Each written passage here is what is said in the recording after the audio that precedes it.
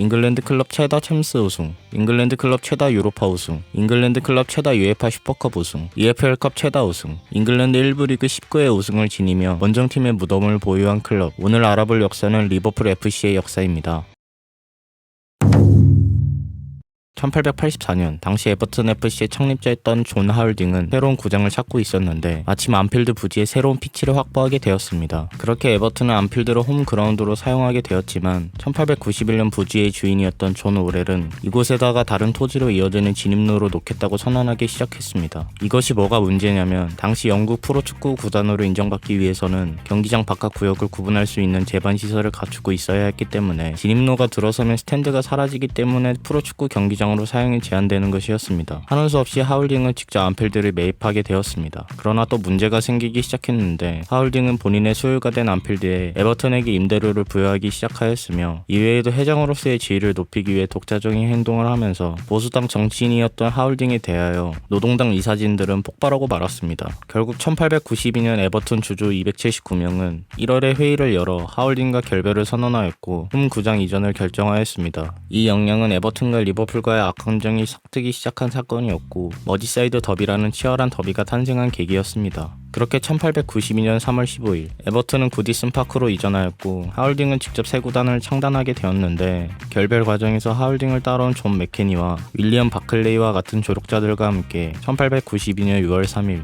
리버풀 FC가 탄생하게 되었습니다. 초대 회장직은 하울딩이 맡았고 맥케니와 바클레이는 공동 감독을 맡게 되었습니다. 하지만 달랑 3명밖에 없는 선수들로 경기를 할 수 없었기에 스코틀랜드에서 선수들을 대거 영입하였습니다. 이들의 이름은 대부분 맥이 들어갔기에 팀 오브 맥스라고 불리었는데 대표적인 선수들은 덩컨 맥린, 맷 맥퀸, 말콤 맥빈이 있습니다. 1893-94 시즌 2부 리그인 디비전2에 참가하면서 본격적인 잉글랜드 리그의 무대에 서게 된 리버풀은 맷 맥킨과 브래드 쇼 등 당대 족추 선수들의 활약에 힘입어 처해부터 무패로 우승을 달성하였습니다. 그리고 디비전1에 최하였던 맨유의 이전 이름인 뉴트니스와의 경기에서 2대0으로 승리하면서 창단 2년차의 1부 리그로 승격되었습니다. 하지만 1부 리그는 1부 리그였는지 30경기에서 단 7승만 거두면서 강등되고 말았습니다. 그래도 다행히 그 다음 시즌 다시 1부로 복귀에 성공하면서 공동감독 체제를 마치고 썬덜랜드로부터 톰 왓슨 감독을 데려오게 되었습니다. 왓슨은 초창기 구단의 시스템을 차근차근 구축하기 시작하였는데 선수들의 식생활과 컨디셔닝에 신경을 쓰게 되면서 체계적인 조직력과 컨디션을 갖추게 되었습니다. 이런 왓슨의 시스템 덕분인지 부임 후 첫 시즌 리그 5위와 FA컵 준결승에 진출하는 등 순풍이 부나 싶었지만 당시 핵심 공격수였던 조지 알란이 셀틱으로 이적하면서 1897-98 시즌 리그 9위로 마칠 수밖에 없었습니다. 떨어진 순위를 만회하기 위해 19살밖에 되지 않았던 수비수 알렉스 레이스백을 영입하였고 조지 알란을 1년 만에 리턴시켰습니다. 그뿐만 아니라 톰 로버터슨과 존 워커, 잭 콕스 같은 선수들을 영입하면서 스쿼드가 단단해졌습니다. 결과는 아스톤 빌라와의 우승 경쟁에서 아쉽게 밀려나면서 준우승에 그치고 말았습니다. 준우승의 후유증의 여파가 컸는지 리버풀은 시즌을 거듭할수록 부진하는 모습을 보여주었습니다. 하지만 1901 시즌 리버풀은 왓슨 감독 부임 5년 만에 첫 1부 리그 우승을 거두었습니다. 드디어 빛을 보게 된 리버풀은 이 기세가 그대로 이어나가나 싶었지만 또다시 미끄러지고 마는데 우승 이후 이어진 시즌에 11위와 5위로 마치고 1903-04 시즌에는 강등을 겪기도 하였습니다. 이는 당시 주축이었던 샘 레이볼드와 윌리엄 골디의 이적으로 인해 일어난 일이었는데 다시 정신을 차리고 재정비를 하면서 2부 리그 우승으로 1년 만에 1부로 복귀하면서 이제는 강력한 모습을 보여주기로 하였습니다. 1부로 다시 복귀한 리버풀의 기세는 매우 거셌는데 전반기 이리저리 치어 16위에 머물렀지만 후반기 뒷심으로 두 번째 리그 우승을 거두면서 잉글랜드 최초로 2부 리그와 1부 리그 연속 우승이라는 기록을 세우게 되었습니다. 하지만 여전히 좋은 기세를 유지하는 모습은 어디서 찾아볼 수 없었고 중하위권에 머무는 클럽으로 전락하고 말았습니다. 그리고 1915년 영구 축구 승부 조작 사건에 휘말리면서 리버풀 선수 4명이 리그 영구 제명이 되었고 같은 해 19년간 팀을 이끈 톰 왓슨 감독은 폐렴으로 세상을 떠나고 말았습니다. 이후 1차 세계대전으로 리그가 4년간 중단되면서 전쟁에 참전했던 리버풀 선수들도 전사하기도 하였습니다.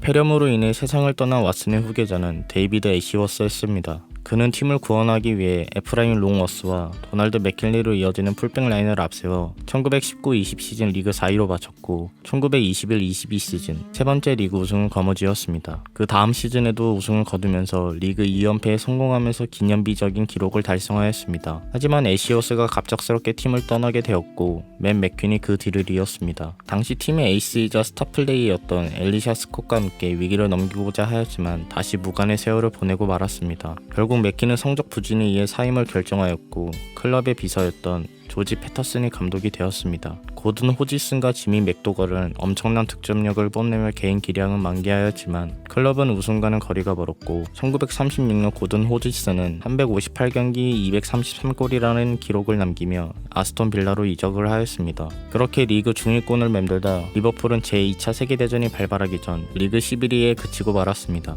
전쟁 전에 패터슨은 건강상의 문제로 조지 케이에게 자리를 물려주었습니다. 전쟁이 끝나고 케이는 뛰어난 유망주였던 빌리 리델, 밥 페이즐리, 잭 팔머, 필 테일러 등을 내세우며 리그 준비를 시작하였고 뉴캐슬로부터 알버트 스터빈스를 영입하였습니다. 재개된 1946-47 시즌 리버풀은 24년 만에 통산 5번째 리그 우승에 성공하면서 스터빈스 발머의 투톱 듀오와 그 뒤를 지원한 빌리 리델의 공헌이 컸고 발머는 3경기 연속 해트트릭을 기록하기도 하였습니다. 하지만 여전히 우승 후에 뭐라도 씌인 것 마냥 리버풀은 11위와 12위에 그치며 추락하였고 1949-50 시즌에는 8위로 마치고 말았습니다. 그리고 케인은 패터슨이 그랬던 것처럼 건강상의 문제로 감독직에서 물러났고 돈 웰시가 새 감독이 되었습니다. 이때부터 본격적인 침체기가 시작되었는데 리버풀은 1953-54 시즌 50년 만에 다시 강등을 겪었고 그 다음 시즌 2부 리그 11위에 그치고 말았습니다. 이 시즌이 최악이었던 것은 버밍엄 시티에게 9대1 패배라는 치욕스러운 경기였기 때문이었습니다. 결국 웰시는 1955-56 시즌 경질을 당하고 말았고 리버풀은 2부 리그에 전전하는 클럽으로 전락하고 말았습니다.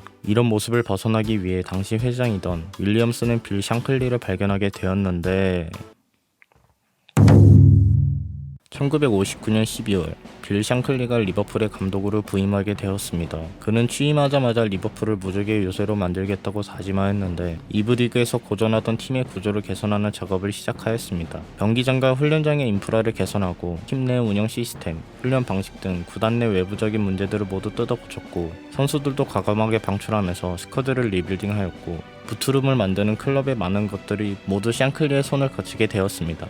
덕분에 빠르게 2부 리그에서 8년 만에 벗어날 수 있었고 1962-63 시즌 리그 8위로 마무리하면서 그 다음 시즌 30경기에서 승점 47점을 따내면서 17년 만에 6번째 리그 우승과 함께 클럽 최초로 유러피언컵 진출을 이루었습니다. 1964-65 시즌은 FA컵 결승에서 리즈 유나이티드를 꺾고 구단 역사상 첫 우승을 이루어내었습니다. 또한 매번 우승 이후에 성적이 안 좋았던 리버풀은 1965-66 시즌 2년 만에 다시 리그 정상을 되찾아왔고 컵 위너스컵 결승 진출이라는 쾌거를 이루기도 하였습니다. 하지만 이런 리버풀의 상승세는 단계적인 리빌딩을 거치면서 6년 동안 무관의 세월을 보내고 말았습니다.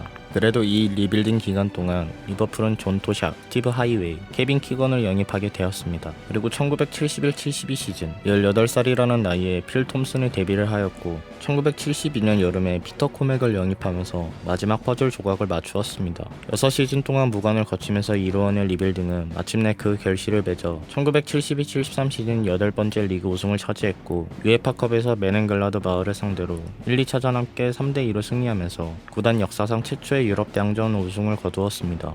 그리고 이어진 시즌에서 리버풀은 두 번째 FA컵 우승을 차지하였고 시즌 종료 후 레이 케네드를 영입하고 샹클리는 은퇴를 하였습니다. 샹클리의 후임은 그의 오른팔이었던 밥 파이즐리가 그 뒤를 이었고 샹클리가 훌륭하게 이룬 리빌딩의 유산을 받은 파이즐리는 이를 충족시키게 되었는데 케빈 키건, 스티브 하이웨이, 테리 맥더보트로 구성된 트리오와 함께 1975-76 시즌 퀸즈파크 레인저스와 승점 1점 차로 9번째 리그 우승을 거두었고 UEFA컵에서 극적인 승리를 가져가면서 시즌 더블을 달성하게 되었습니다. 이제는 잉글랜드뿐만 아니라 유럽에서도 강력한 팀 중 하나로 자리 잡게 된 리버풀은 그 다음 시즌에도 리그 우승은 가뿐하게 이루었고 그토록 갈망하던 유러피언컵 결승에 진출하게 되었습니다. 결승 상대는 4년 전 UEFA컵 결승에서 만난 메넨글라드 마을이었는데 그들은 이미 더 강력해진 리버풀 이길 수 없었고 리버풀은 마침내 클럽 첫 비결을 들어올리며 성공적인 시즌을 보내게 되었습니다. 아쉽게 FA컵 결승에서 맨유에게 패배하면서 트래블은 물 건너갔지만 리버풀에게는 의미 있는 시즌이었습니다. 시즌 종료 후 주포인 키건이 함부르크로 이적하였고 리버풀은 그를 대신하기 위해 셀틱에서 케니 달그리시를 데려오게 되었습니다. 그뿐만 아니라 수비수 앨런 한센과 겨울에는 그레니엄 스네스를 영입하면서 스코티시 라인이 구축되었고 달그리시는 이 시즌 전 대회에 31골을 기록하면서 키건의 자리를 완벽하게 대체하였습니다. 그리고 이들과 함께 리버풀은 다시 한번 유러피안컵 결승 무대에 오르게 되었으며 클럽 비리에를 상대로 1대0 승리를 거두면서 잉글랜드 최초 2년 연속 유러피안컵 우승이라는 대기록을 세우게 되었습니다.